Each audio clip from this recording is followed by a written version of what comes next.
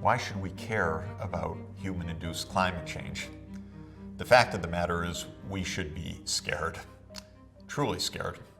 Not so frightened that we're paralyzed, but rather scared into action, because the consequences on a business-as-usual trajectory for this planet could absolutely be dire.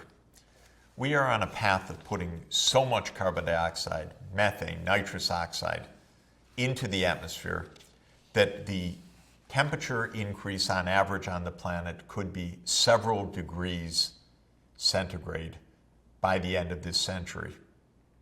4, 5, 6, 8, 9 degrees centigrade.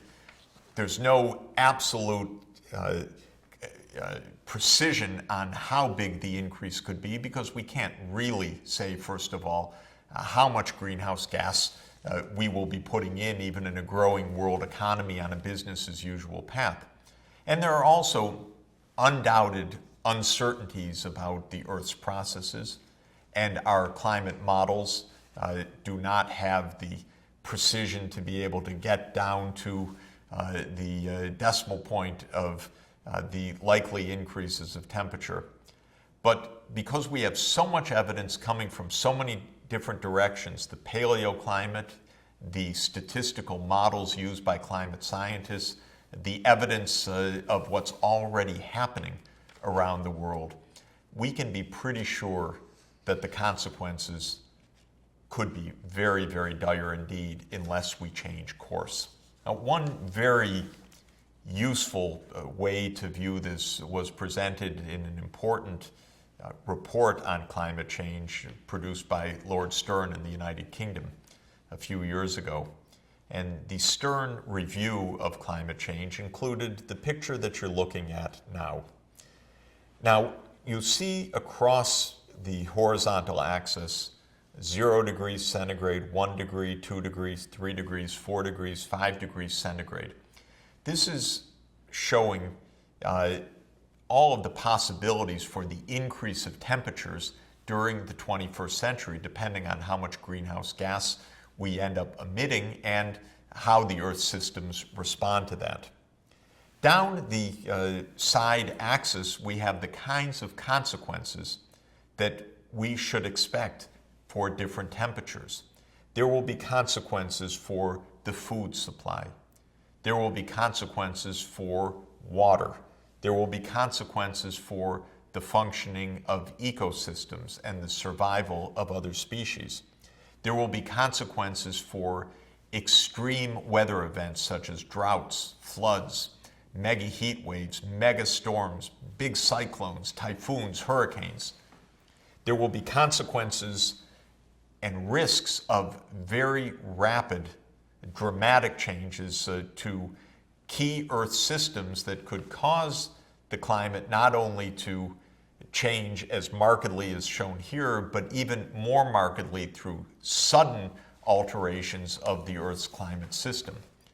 What this graph shows is that for any of these categories, say food, as you look at the consequences at 1 degree centigrade, compare them with the consequences at 2 degrees centigrade, compare them for the consequences that would occur at an increase of 5 degrees centigrade, the more change there is in the average temperature caused by bigger increases of greenhouse gases, the bigger risks we face.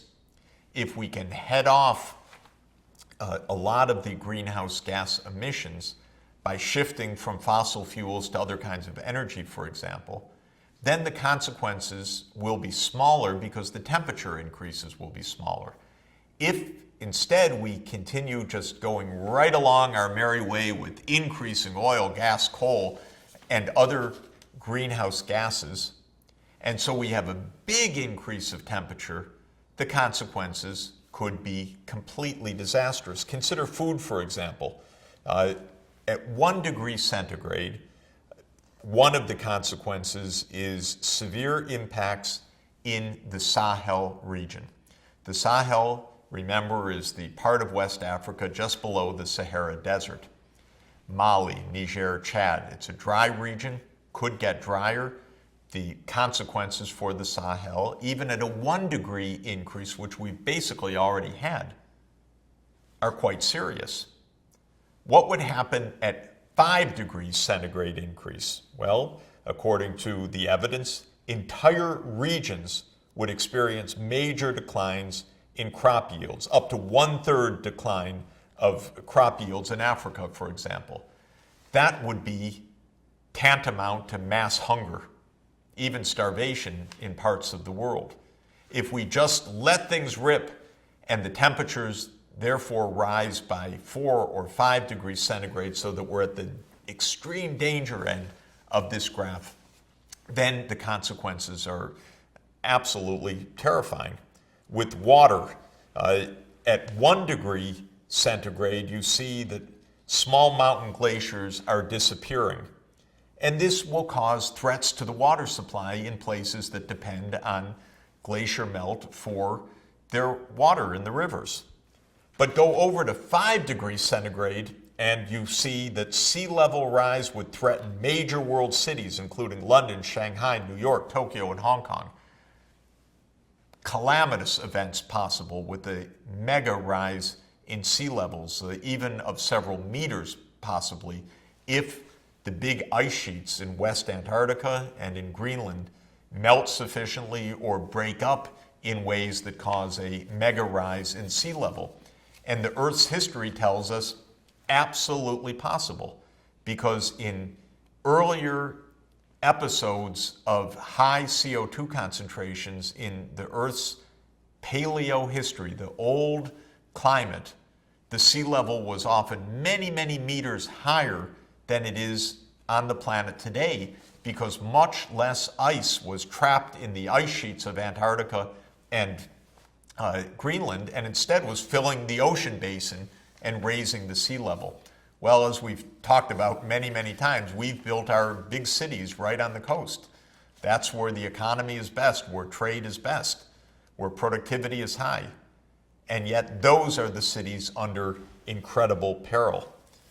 Well, in case after case, if we just let her rip, the dangers for our ability to feed the planet, our ability for our cities to remain safe from extreme hazards, our abilities to maintain public health, our abilities to avoid other calamitous, dramatic change of Earth's processes, for instance, changes in the ocean circulation or irreversible disintegration of parts of the ice sheets, is called into real threat. We know that certain regions of the world are extraordinarily vulnerable, like the Sahel that you're looking at here, where it is already prone to massive droughts and where the populations are already very poor. We're seeing those dangers not as potential threats of the future, but as already clear and present dangers, because the Sahel has lived through serious droughts in recent years with very serious consequences for loss of life and for the onset of conflict. The Mediterranean basin, which includes the countries of Southern Europe, Spain, Italy, Greece, Yugoslavia, and the countries of North Africa, Morocco, Algeria, Libya, Tunisia, Egypt, and the Eastern Mediterranean. This is a region where the climate science tells us that a relatively dry region that produces some of the world's most beloved products, whether it's the olive oils or the great wines of this region, could be devastated by drying. And so these are three of many regions that have been identified as facing profound threats. And this is not simply in the imagination of the climatologists or even in the traces of their mathematical models. This is what we're already observing, even with the limited human-induced climate change that we've experienced now, which could be a small fraction of what's to come. Have a look at the changes of of rainfall experienced in the Mediterranean basin over the last century. The whole Mediterranean basin has experienced a significant trend of drying. And the record shows if we continue with business as usual, that it could experience further dramatic drying with quite devastating consequences to the economies, to the nature, to the ecosystems, to food security even in this region. The evidence from the mathematical models is that the trends that we've been experiencing till now, for example, the drying in the Sahel or the drying in the Mediterranean, foreshadow what would happen if we continue as we're going, but with consequences far more severe than what we've seen to date. You're looking now at a map recently produced by a climate science group that studies the propensity to drought on the planet. And the map that you're looking at shows you in the red areas places likely to experience significant declines of rainfall and significant increases of drought intensity and frequency. It's an ugly picture because you see red everywhere. A tremendous amount of the world's areas would likely experience significant declines of soil moisture that they need to grow food and would experience a significant increase of intensity of drought at the same time. Now we know that another consequence that could be devastating is the rise of sea levels as ice sheets melt or just break apart, pushing ice or water into the open ocean and raising sea levels. In the northeast of the United States, where I live, the estimate is that over the last century, the sea level has already increased by about 1 foot or 1/3 of a meter. You might think that we'd get a uniform rise of sea level in all parts of the world, but topography and other geologic features mean that the rise of sea levels will differ in different parts of the world. A 1 foot increase, what has already been experienced, played a major role in the havoc of the massive floods that hit New York City that we've already looked at and the whole eastern seaboard during Superstorm Sandy. Storm surges, coastal erosion are already occurring as sea levels are rising. But the new evidence suggests that by the end of this century, on a business as usual path, sea levels could be 1 meter higher than they are right now, 3 or 4 feet higher. And if the worst case happened, which is a catastrophic loss of part of the West Antarctic ice sheet, for example, the rise of sea level could even be several meters. You put this together, the consequences for urban areas hugging the oceans, for our food supplies around the world are absolutely extraordinary, potentially devastating.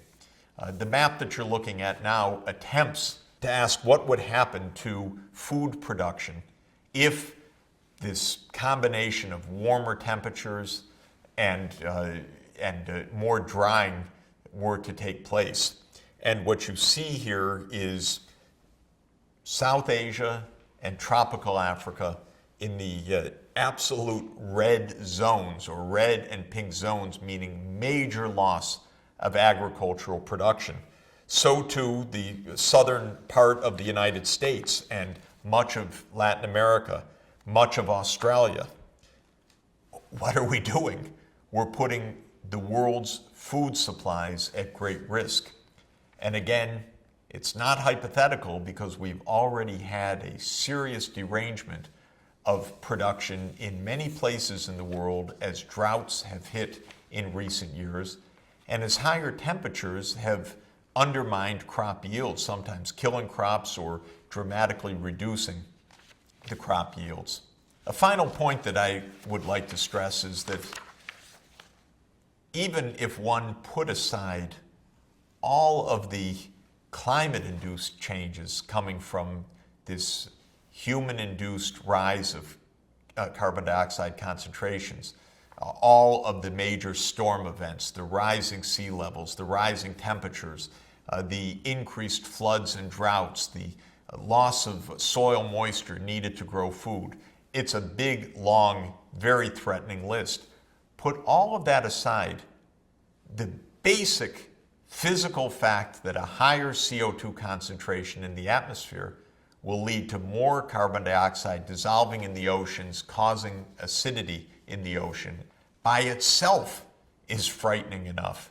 Because as I've discussed, as the oceans become more acidic, and there's a lot more acidification on the way, major parts of the marine ecosystems, the shellfish, the animals with exoskeletons, the plankton with the calcareous exteriors, but part of the major food chains in the world, the coral reefs, which are so vital for the marine ecosystems, could experience and are likely to experience a massive dying.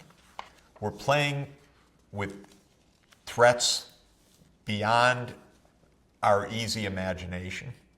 We're in a kind of denial that is added to by, unfortunately, propaganda by major vested interest groups like big oil companies.